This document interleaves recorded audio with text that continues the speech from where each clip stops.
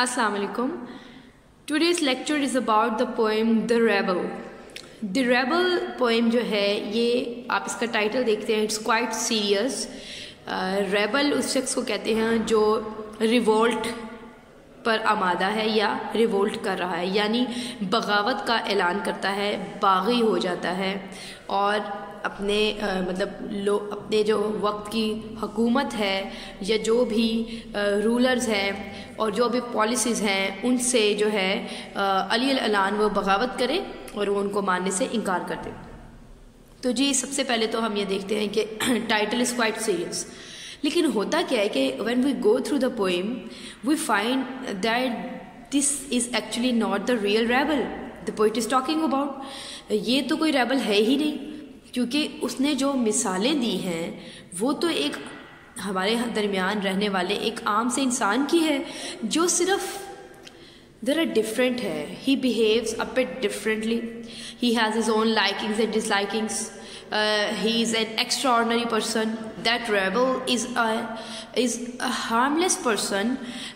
उसने कोई हुकूमत के लिए, कोई अपने इंस्टीट्यूट के लिए, किसी भी इंस्टीट्यूट के लिए या अपनी इदारों के लिए, स्टेट के लिए कोई किसी किस्म की ऐसी कोई काम नहीं किया जिसकी वजह से जो है उसको इतना सीरियस टर्म जो है उसको टैग कर दी जाए कि वो रेबल है. तो हमने देखा कि मिसालें ये हैं कि जी जब वो डॉग लवर्स की कंपनी में बैठा है तो वो कैट लवर होने की बातें करता है, यानी कि उसकी नज़र में कैट जो है वो ज़्यादा इम्पॉर्टेंट है. अगर हर कोई सूरज को अप्रिशिएट कर रहा है, यानी कि सनलाइट को अप्रिशिएट कर रहा है और खुश है कि सूरज निकला हुआ है, तो he would comment on the need of rain, और यानी कि वो हर चीज़ में कुछ डिफरेंट करता है, ऑपोजिट जाता है. He does not go with the flow. वो आम लॉर्ड की तरह नहीं सोचता या उसका बिहेवियर ऐसा नहीं होता. थोड़ा ऑकवर्ड ज़रूर है. He is eccentric. एक्सेंट्रिक मतलब वो ओड है, ODD, ओड सा है बंदा. वो एक्स्ट्रा ऑर्डिनरी ज़रूर है. He is different from others. But क्या वो रेबल है? यानी इतनी सीरियस टर्म, और जब एग्जांपल्स हमने देखी, जब हमने उसकी कैरेक्टराइजेशन को देखा कि वो कैसा है, तो वो तो बड़ी नॉन सीरियस सी चीज़ें. यहाँ पे आके आपने एक चीज़ में रखनी है. First of all the style of the poem is according to the theme of the poem. सबसे पहले तो ये बात आपने ज़हन में रखनी है. ये जो एक सेंटेंस है ना, ये हमारे बहुत सी पोएम्स में एप्लीकेबल है, ठीक है.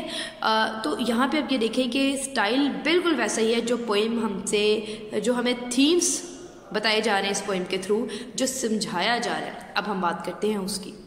Actually we are made to realise that such people as behave differently in our society, or such people that have their own personalities, their own individualities, we should not take them very seriously as if they were rebels. हमारा रवैया ऐसे लोगों के लिए इतना मुश्किल और इतना बुरा क्यों है? Why do we pass insulting comments, insulting remarks? Why do we tend to humiliate such people, or we mock at them? To mock at somebody means to jeer at that person. JEER, jeer at, to mock at, इन सब का मतलब एक ही है और इसका मतलब होता है to poke fun, यानी किसी का मजाक उड़ाना, उस पर तनकीद करना, तंज करना, मजाक उड़ाना, उसको ह्यूमिलिएट करना. बहुत ही डेरोगेटरी रिमार्क्स हम क्यों देते हैं ऐसे लोगों के लिए जो शायद हंसते थोड़ा डिफरेंट हैं, खाने पीने में उनकी अपनी ईटिंग हैबिट्स ज़रा डिफरेंट होती हैं, या उनका चलना फिरना, उनकी चाल, उनका उठना बैठना, उनकी प्रेफरेंसेस हमसे थोड़ी डिफरेंट होती हैं, कॉमन लॉट से, ऑर्डिनरी पीपल से.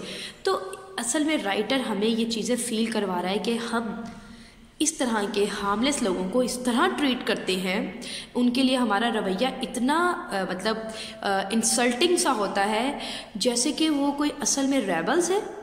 क्या ये रेबल्स है? तो ये चीज़ उसने हमें इसलिए फील करवाई है ताकि हमें ये चीज़ें महसूस हों और हम अपना रवैया जो है, अपने एटीट्यूड्स को रेक्टिफाई करें, हम अपने आप को बेहतर बनाएं, ऐसे लोगों को फॉर ग्रांटेड लें. फॉर ग्रांटेड से मुराद यहाँ पे ये है कि इन लोगों को लेकर बहुत सीरियस एटीट्यूड मत शो किया करें. ये भी इंसान हैं, दे हैव देयर ओन इंडिविजुअलिटीज़, उनके अपने डिफरेंसेस ज़रूर हैं, हमारे साथ वो डिफरेंट ज़रूर हैं. और एक्चुअली राइटर ने एट द एंड जो लास्ट 2 सेंटेंसेज है ना पोएम के, वो बहुत इंपॉर्टेंट है. वो ही तो सारा थीम स्टेट कर रहे हैं. He says it is good that we have rebels. ये अच्छा है कि हमारे दरमियान रेबल्स हैं, यानी कि this is something a good fact about our society. वो इसलिए कि रेबल्स मेक दिस सोसाइटी, यानी असल में ये कौन से रेबल्स हैं, ये फेक रेबल्स हैं, these are pseudo rebels, PSEUDO, pseudo rebels हैं ये असल में रेबल्स नहीं है, ये तो बेचारे 2 नंबर जाली रेबल से मुराद ये है कि ये वो लोग हैं जो हार्मलेस लोग हैं, ये कोई बगावत नहीं कर रहे होते, जो हम इनके साथ इतनी नफ़रत अमेज़ रवैये रखते हैं, ये तो इनकी अपनी सिर्फ एक सोच अलग होती है, इनकी बातें अलग होती हैं, इनकी हरकत अलग होती है, और वो कहते हैं it is good that we have such people among us. वो क्यों? क्योंकि they are actually unique people, they are the trend setters, because they do something out of the box. ये कुछ एक्स्ट्राऑर्डिनरी करते हैं तो हमारी लाइफ में से मोनोटनी ख़त्म होती है। दे अम्यूज़ अस, ये हमें हंसाते भी हैं, हमारे अंदर एक स्पाइसेस हमारी लाइफ में आती है, ठीक है, वरना तो हर चीज़ बड़ी डल एंड ड्राप सी हो जाए, बड़ी मोनोटनी सी हो जाए हमारी लाइफ में। अगर हर चीज़ एक तरह से चल रही है, अगर आपने we all keep thinking alike, हम बिल्कुल एक जैसा सोचें, एक जैसे एक्शंस हों, तो एक तो हम प्रोग्रेस कभी ना करें।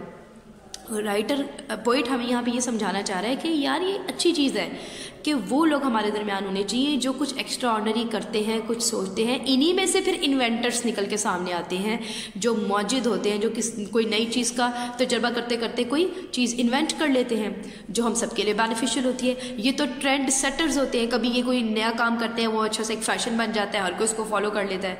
तो मतलब कहने का ये लोग तो हमें अम्यूज़ करते हैं, these are the source of entertainment and they are actually those people who keep us going. हमें अपनी लाइफ में हमारे जो इंटरेस्टिंग एस्पेक्ट्स हैं वो इन लोगों से कनेक्टेड होते हैं, वरना हर चीज़ बिल्कुल ही एक ही तरह से अगर स्ट्रीमलाइन हो रही है, मतलब हर काम एक तरह से चल रहा है, तो जनाब हमारी लाइफ में तो बहुत ही मोनोटनी हो जाएगी, बोर्डम आ जाएगी। तो इट इज़ गुड, लेकिन आप ये देखें कि बिल्कुल लास्ट इन 2 जो लाइन्स मैंने कहा ये बहुत इंपॉर्टेंट है। इसकी नेक्स्ट लास्ट लाइन जो है पोइम की, आप उसमें देखिए कि उसने इस चीज़ को क्लियर कर दिया, it is not very good to be one, यानी ये इतना आसान नहीं है। अब ये ना हम तुम रीडर्स हर कोई कहे अच्छा it's good to behave differently from others, तो we should also be like such fake rebels, हमें भी कुछ डिफरेंट बिहेव करना चाहिए। उसने क्लियर कर दिया कि it is not very easy, ये इतना कोई आसान नहीं है। You may not find it very good to be one. वो ये जो कहता है इसका मतलब है कि अगर तुम खुद रेबल हो, वैसे हमारे दरमियान रेबल्स होना अच्छा है, लेकिन अगर तुम खुद रेबल हो ये इतना अच्छा नहीं है, इतना आसान नहीं।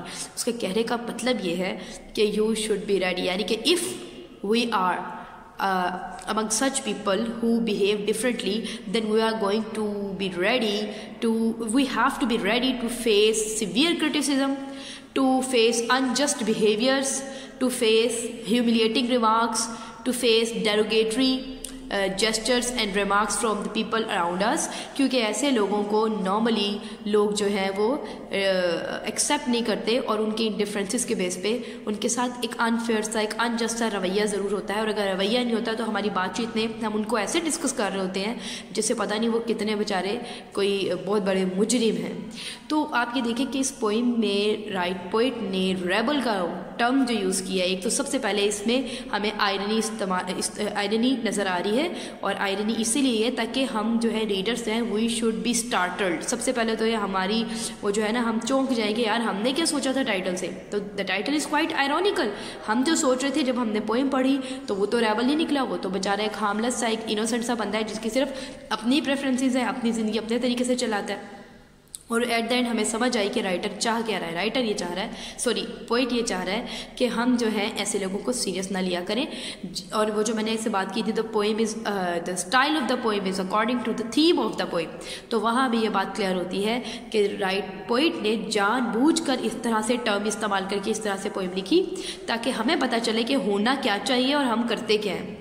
तो हमें ये जब चीज़ें फील होंगी, ये डिस्पैरिटी हमें महसूस होगी कि होना क्या चाहिए और हम करते क्या हैं, तो फिर ही हम अपने आप को बेहतर भी बना सकते हैं। तो यहाँ तक ये जो पोइम थी ये वाइंड अप हो गई, और पोइट ने एट द एंड एक तरफ जहाँ तारीफ़ किया, अगेन बड़ी आयरॉनिकल स्टेटमेंट है, उस स्टेटमेंट में पैराडॉक्स भी है, देयर इज़ अ डिफरेंस, दो कॉन्ट्ररी, आप देखें ना कंट्रोडिक्शन है स्टेटमेंट्स में। एक तरफ वो अप्रिशिएट कर रहा है रेबल्स को, दूसरी तरफ कह रहा है अगर खुद रेबल है तो ये आसान नहीं है, ये अच्छा नहीं है, you may not find it very good to be one. तो वो हमें एक्चुअली वार्न भी कर रहा है, बता रहा है कि ऐसे लोगों के साथ बड़ा बुरा बिहेवियर होता है, तो ये इतना आसान काम भी नहीं है रेबल होना। ओके जी, यहाँ तक पोइम जो है इसके थीम्स वाइंड अप हुए। अपना ख्याल रखिए, इंशाल्लाह जल्द मिलते हैं एक नेक्स्ट वीडियो के साथ।